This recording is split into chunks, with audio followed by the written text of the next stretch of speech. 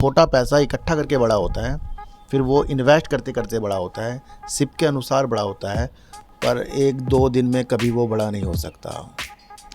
अच्छा, थोड़ा-सा मैं आपको एक चीज़ बता दूँ कि मैंने आपको ये भी बताया था कि जब एक बार मार्केट तेज़ी के संग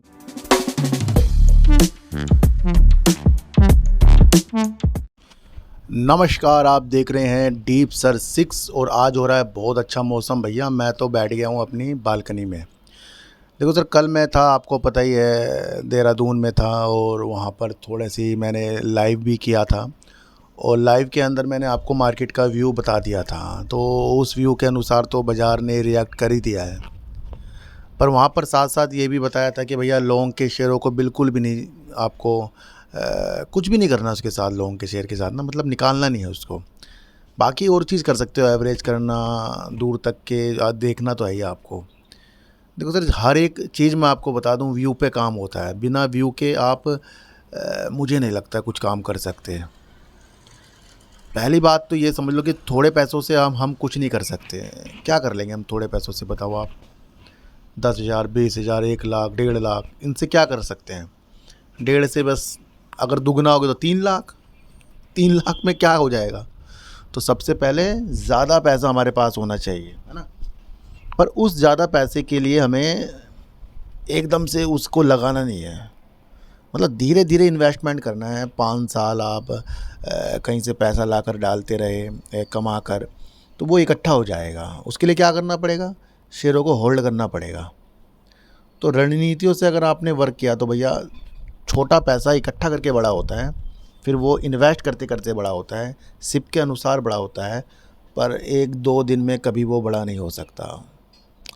अच्छा, थोड़ा-सा मैं आपको एक चीज़ बता दूं कि मैंने आपको ये भी बताया था कि जब एक बार मार्केट तेज़ी के संकेत दिखाए, तो नेक्स्ट डे हमें अपना प्रॉफिट की चीज़ें देखनी चाहिए। ऐसा 2 बार हो चुका है, अभी आप देख लेना। एक बार मार्केट तेज़ी थी, अगले दिन गिर गई। आज भी गिरी है, कल तेज़ी में थी। तो ये तो भैया बड़ी अलग मार्केट चल रही है। बड़े बड़े निवेशक तो हमें कह रहे हैं भैया थोड़ा धैर्य तलाइए, दूर तक के अगर देखना देखिए, शॉर्ट टर्म के अंदर अगर हम उतने चालाक हैं तो वर्क कर सकते हैं। देखो सर, मेरा जो व्यू है सेक्टर वाइज रहता है। अगर ग्रीन एनर्जी की बात करूं तो मेरा उसका लक्ष्य 2030 का है। और चाहे उसके अंदर सुजलॉन एनर्जी हो, कोल इंडिया हो, एनटीपीसी हो, ओएनजीसी हो, गेल इंडिया हो, पेट्रोनेट एलएनजी हो, एनएचपीसी हो, एसजेवीएन हो, ये अधिकतर कंपनियां आपको ग्रीन एनर्जी की तरफ देखने को मिल रही हैं। अधिकतर और भी कंपनियां हैं, तो सबका लक्ष्य भैया 2030 से पहले मत तोड़ना। देखो सर, एक चीज़ मैं आपको बताऊं, हमारे देश के जो प्रधानमंत्री जी हैं, श्री नरेंद्र मोदी जी, उनकी पहली प्राथमिकता क्या है, महत्वाकांक्षी प्राथमिकता क्या है? वो है अक्षय ऊर्जा की, ग्रीन ऊर्जा की है वो। और बजट के ऊपर भी अक्षय ऊर्जा के ऊपर काफ़ी चीज़ें अच्छी हुई हैं। हमारे केंद्रीय मंत्री प्रहलाद जोशी जी जो हैं, वो बता रहे हैं कि अक्षय ऊर्जा के लिए 500 गीगावाट का जो लक्ष्य हमारा है, उसकी अगर हमें क्षमता को हासिल करना है तो करीब 30 लाख करोड़ के निवेश की आवश्यकता होगी। कितनी होगी? 30 लाख करोड़ की निवेश की आवश्यकता होगी। और देश के प्रधानमंत्री जी की पहली वो प्राथमिकता है। तो हमारे पास क्या आ गया जी? अब आ गया हमारे पास 6 साल, है ना? 5 साल ही मान लो 2030 तक के लिए। अब इसके अंदर भैया सुजलोन भी वर्क कर रहा है, एनटीपीसी भी वर्क कर रहा है, एनएचपीसी भी वर्क कर रहा है, और इरडा देख लो। इरडा आपको पता है अक्षय ऊर्जा के लिए लोन प्रोवाइड कराता है। एनबीएफसी कंपनी है गवर्नमेंट, जो इस तरीके की ऊर्जा के लिए वर्क करती है। तो सबके उद्देश्य क्या निज़र क्या आ रहे हैं आपको? 2030। तो मुझे लगता है कि अगर हमें लंबे पारी खेलनी है तो 2030 तक के अपने कुछ पैसे को सिप करके हम अच्छा पैसा कमा सकते हैं। और वो तो एक महत्वाकांक्षी योजना हमारे गवर्नमेंट यानी कि सरकार की है। और सरकार में आपको पता ही है कि आजकल बड़ी तेज़ी के संकेत हर एक फील्ड में है गवर्नमेंट में, और कुछ प्रॉफिट बुकिंग भी आपको देखने को मिल रही है। सबसे सीधी सीधी एक बात बताऊं सर, थोड़ा सा लालच को हमें कम करना पड़ेगा। व्यू हमें ग्रीन एनर्जी का 500 गीगावाट का मिल चुका है प्रहलाद जोशी जी के वर्डिंग के अनुसार कि 30 लाख करोड़ रुपए निवेश की आवश्यकता है, और वो ग्रीन एनर्जी के लिए है। तो 2030 एक आपका एक एम हो गया, लक्ष्य हो गया आपका भी कि भैया वहाँ तक के तो हमें कुछ चीज़ें करनी है। अब कुछ चीज़ें ऐसी भी होती हैं कि अब हमने कुछ अपना पोर्टफोलियो लॉन्ग का बना दिया, अब उसके बाद क्या होता है, लॉन्ग का पोर्टफोलियो कुछ हमें थोड़ा सा आगे प्रॉफिट दिखाता है, हम उसे बर्बाद कर देते हैं, या कुछ गिरावट आई तो अपने प्रॉफिट बचाने के लिए बर्बाद कर देते हैं। तो फिर घोच पोच सी हो जाती है, क्योंकि सर लॉन्ग के जो हमारे शेयर होते हैं वो 2-3 तो होते नहीं, वो कम से कम 10 से 20 हमें ले जाने पड़ेंगे लॉन्ग के लिए, और उसके अंदर उथल पुथल तो हमेशा रहेगी। भैया कल पेट्रोनेट एलएनजी भागा है, आज गिरा है, आज भागेगा कल गिरेगा, ये सारी चीज़ों में होगा। पर आप ये चीज़ नोट कर लेना कि जब फ़िल्म हम देखते हैं शुरुआती तौर में अच्छी लगती है, बीच में क्या हो जाता है, सस्पेंस हो जाता है।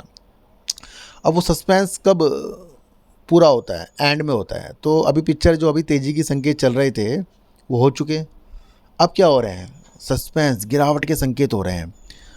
और अब गिरावट के संकेत जो हो रहे हैं उससे आपको पता ही है कि थोड़ा सा मार्केट में हमें बच के रहना पड़ेगा। पर एंड अगर आपने इस चीज़ को संभाल लिया कि भाई एंड अच्छा होता है, तो लक्ष्य 2030 के आपके अक्षय ऊर्जा के आ चुके हैं, है ना। तो भैया मेरा सीधा सीधा एक मकसद है कि किसी भी सेक्टर को पहचान लो, उस सेक्टर के ऊपर आप वर्क कर सकते हो, और देखने को यही मिला है कि जो व्यक्ति अपने में धैर्य दिलाता है वो अच्छे अच्छे मुकाम हासिल कर सकता है ना। तो मैं आज अपनी बालकनी में खड़ा हूँ, किसी दिन अपने घर का टूर कराऊंगा मैं आपको, है ना। तो पहले तो हमारे घर अलग अलग तरीके से होते थे, अब भगवान की दुआ से अलग हो गए हैं, थोड़ी मेहनत की वजह से हुए हैं अपने, और अपनी दृढ़ इच्छा की वजह से हुए हैं, है ना। तो ये चीज़ें चलती रहेंगी। मौसम बहुत बढ़िया है भैया, मौसम बहुत बढ़िया हो रहा है। तो आज की वीडियो से मुझे लगता है आपको समझ में चीज़ें आ गई होंगी। थोड़ा सा अगर मैं आपको जेपी एसोसिएट के बारे में बताऊं, क्या आपको जेपी एसोसिएट के बारे में पता नहीं था कि मैं उसके ऊपर वीडियो बना रहा हूं और बता रहा हूं कि भैया निगेटिव है निगेटिव है। पर भाग रहा था, वो तो भाग रहा था, लोग उसमें चीज़ें कर रहे थे। आज उसकी ट्रेडिंग बंद हो गई है, सस्पेंड हो गया है वो। आज दिख नहीं रहा आपको जेपी एसोसिएट, क्यों नहीं दिख रहा है? और क्या अचानक से नहीं दिखा है? गलत है, बिल्कुल गलत है। आपको लगता है ना कि आपको और हम फंस गए, बहुत गलत है। कोई नहीं फंसा। फंसा कौन है? जिसने लालच करा है, जिसने मेरी वीडियो देखी होगी वो तो फंसा ही नहीं होगा। आपको नहीं पता था कि जेपी एसोसिएट के अंदर बड़ी बड़ी प्रॉब्लमें चल रही हैं, और वो प्रॉब्लम आप सबको पता था, वो न्यूज़ में आ रही थी। जेपी एसोसिएट के कारोबार के लिए बोलीदाता तैयार हैं, बड़े बड़े लोग तैयार हैं, पर आप देख रहे थे कि भैया जेपी एसोसिएट बिक जाएगा तो कुछ हमारा भला हो जाएगा। जेपी एसोसिएट अगर बिकता तो वो आईबीसी यानी कि दिवालिया प्रक्रिया की चीज़ों के साथ बिकता, और वो चीज़ हमारे लिए निगेटिव थी। अगर नहीं बताया तो आप बता सकते हो कि मैंने आपको नहीं बताया चीज़ें। बाज़ार में सबसे पहले खुद को बचाना है आपको। जेपी एसोसिएट के ऊपर आज मैं वीडियो बनाऊंगा सार्थक बाज़ार से, उसे समझ लेना। वैसे जेपी एसोसिएट के बारे में मैंने कल भी वीडियो बनाई है, 7-8 वीडियो लगातार हैं। जब वो अपर सर्किट मार रहा था तब भी वीडियो बना रहा था, और आज वो गिरेगा तो आज भी उसकी वीडियो बनानी है मुझे आपके लिए कि भैया क्यों इस तरह से हमने अपनी चीज़ों को नहीं समझा। बड़ा दुख होता है मुझे कि जब चीज़ें हमारे सामने हैं तब भी हम उसके अंदर फंस रहे हैं। कुछ लोग तो अच्छी अच्छी चीज़ों में फंस जाते हैं कि भाई अचानक से गिरावट आ गई, और कुछ लोग अच्छी अच्छी चीज़ों के अंदर नहीं अपनी धारणा रखते, बेकार चीज़ों के अंदर खुद फंसते हैं, फिर कुछ ऐसे माहौल आ जाते हैं वो और ज़्यादा फंस जाते हैं। तो मुझे लगता है कि अगर आपको अपने में बहुत सुधार करना पड़ेगा तो पहले चीज़ों को सही करना पड़ेगा, और बचत करने के चक्रों में लग जाइए। सबसे पहले खुद की बचत कीजिए कि हमारा पैसा बिल्कुल भी ना फंसे। जिसने अपने को बचा लिया उसने बाज़ार में अच्छा अपना वर्क कर लिया। तो आज की वीडियो थी वैसे अक्षय ऊर्जा की तरफ कि 30 लाख करोड़ के निवेश की चीज़ें हमारे प्रहलाद जोशी जी ने बता दी, और मोदी जी की ये महत्वाकांक्षी प्राथमिकता है टॉप की अक्षय ऊर्जा को अच्छा करने के लिए। तो 500 गीगावाट के लिए अगर आपका लक्ष्य है कि हाँ ये सरकार इस चीज़ को पूरा करेगी, तो काफ़ी कंपनियों के साथ होगा, और वो सारी कंपनी आपको पता है। तो होल्ड की स्थिति आपको बनानी पड़ेगी।